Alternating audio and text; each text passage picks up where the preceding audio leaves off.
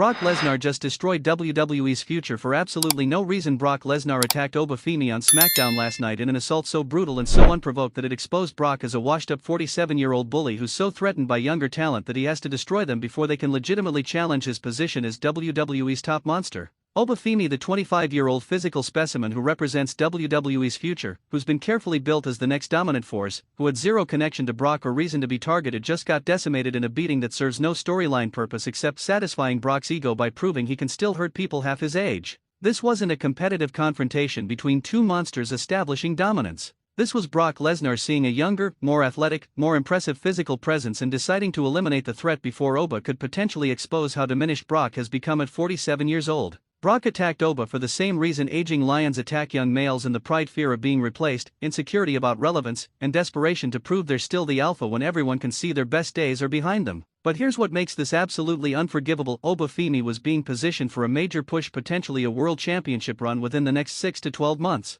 He's exactly the kind of talent WWE should be protecting and building as their next decade's foundation. And Brock Lesnar, who works maybe 10 dates per year, who's a part-timer with zero long-term value to WWE's future, just destroyed months of careful character building by making Oba look weak and vulnerable when he should be looking unstoppable. WWE just sacrificed their future to give their past one more "look how tough I am" moment. Smash that like button and subscribe to Wrestling News CC, because I'm about to expose exactly why Brock attacking Oba is the most selfish act in recent WWE history, how this assault proves WWE will always prioritize aging part-timers over building sustainable stars, and why this might be the moment that permanently damages Obafimi's trajectory from future face of WWE to just another guy who got fed to a legend and never recovered. Let me walk you through this character assassination disguised as a segment, because every detail shows Brock's insecurity. SmackDown is in its opening segment when Obafimi comes to the ring for what's supposed to be a victory celebration. He recently defeated someone, possibly in a tournament or title qualifier, and WWE is giving him spotlight time to establish him as a rising star.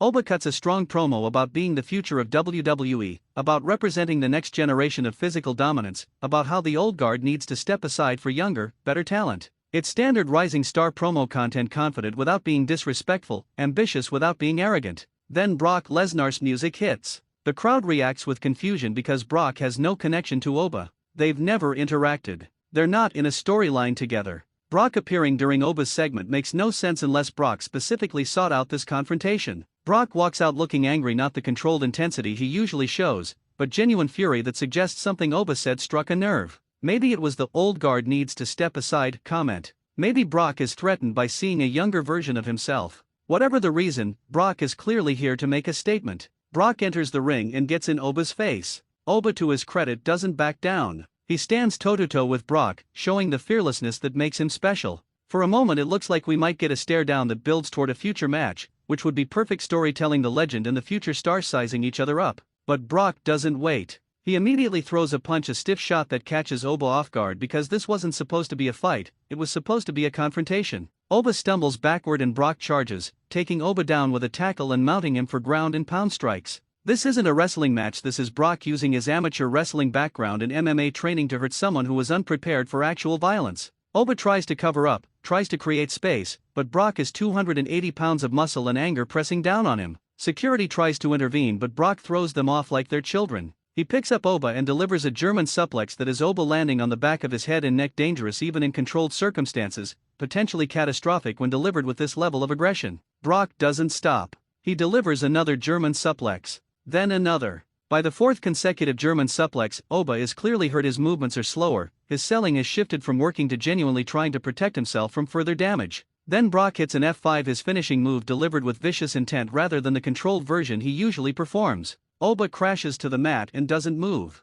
Medical staff rushes to check on him while Brock stands over him with that predatory stare that says, "This is what happens when you challenge me." Security finally manages to surround Brock and force him out of the ring, but the damage is done. Oba is being loaded onto a stretcher with a neck brace, legitimately injured, though thankfully not as seriously as it could have been, while Brock walks up the ramp looking satisfied with the destruction he caused. Later in the show, WWE announces Oba is suffering from a cervical strain and will be out 4 to 6 weeks. So Brock didn't just attack Oba, he injured him badly enough to remove him from television for over a month, destroying his momentum at the worst possible time. Here's why this attack is absolutely catastrophic for multiple reasons. First, it makes Obafimi look weak. He's been positioned as WWE's next monster, someone physically imposing and dominant. But he just got destroyed by a 47-year-old in under 5 minutes with minimal offense. How is Oba supposed to look unstoppable when Brock made him look helpless? Second, it serves no storyline purpose. Brock and Oba have no connection. This wasn't revenge for a previous attack.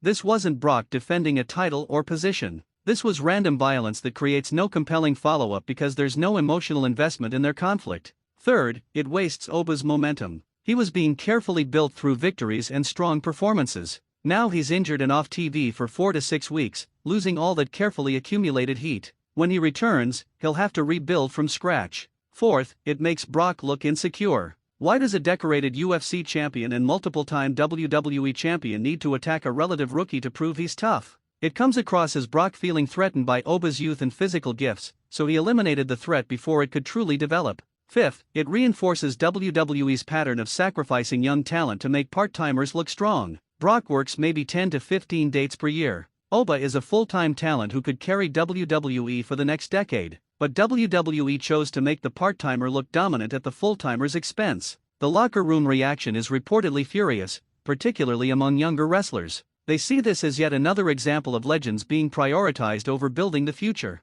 Multiple wrestlers have apparently expressed to management that they're tired of watching promising talents get fed to part-timers who don't need the wins. Obafimi himself is said to be devastated not just by the legitimate injuries, but by having his momentum destroyed when he was so close to breaking through to the main event level. He's worried WWE will forget about his push during his injury absence and he'll return to a lesser position. Brock Lesnar reportedly pitched this segment himself, claiming he wanted to make Oba a star by having Oba eventually get revenge. But destroying someone and removing them from TV for 6 weeks doesn't make them a star, it buries them. Here's what should have happened if WWE wanted Brock and Oba to interact. Have them do a stare down with no physical contact. Build tension over weeks. Have Oba challenge Brock to prove the young generation can compete with legends. Build to a match at a major show where Oba gets competitive offense and looks strong even if he ultimately loses to Brock's experience. That builds both men. Brock looks tough for beating a legitimate threat, Oba looks credible for hanging with a legend. Instead, WWE had Brock squash Oba in a one-sided attack that helps nobody.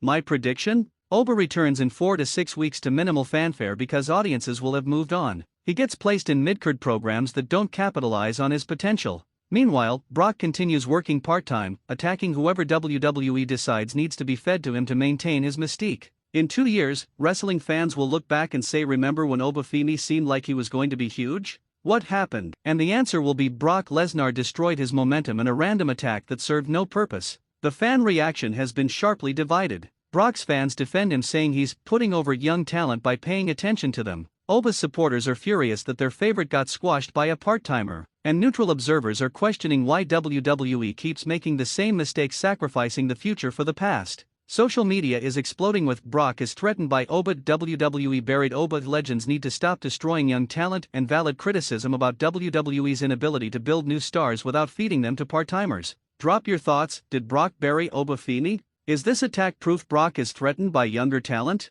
And will WWE ever prioritize building the future over protecting aging part-timers? Comments below. This is Wrestling News CC, calling out WWE legends when they destroy young talent for ego. Subscribe for continued coverage of whether Oba recovers from this burial. Brock Lesnar destroyed Obafimi. The attack was unprovoked and served no storyline purpose. Oba is injured and off TV for 4 to 6 weeks, losing all his momentum. And WWE once again proved they'll always prioritize part-time legends over building sustainable future stars. This makes Brock look insecure. It makes Oba look weak. And it makes WWE look incompetent for not recognizing that sacrificing their future for their past is terrible long-term business. Obafimi deserved better. Young wrestlers deserve better. And WWE deserves to struggle creating new stars when they keep feeding them to legends who don't need the wins. Brock Lesnar is 47 years old and works 10 dates per year. Obafimi is 25 and could carry WWE for a decade. WWE chose to make the 47-year-old look dominant.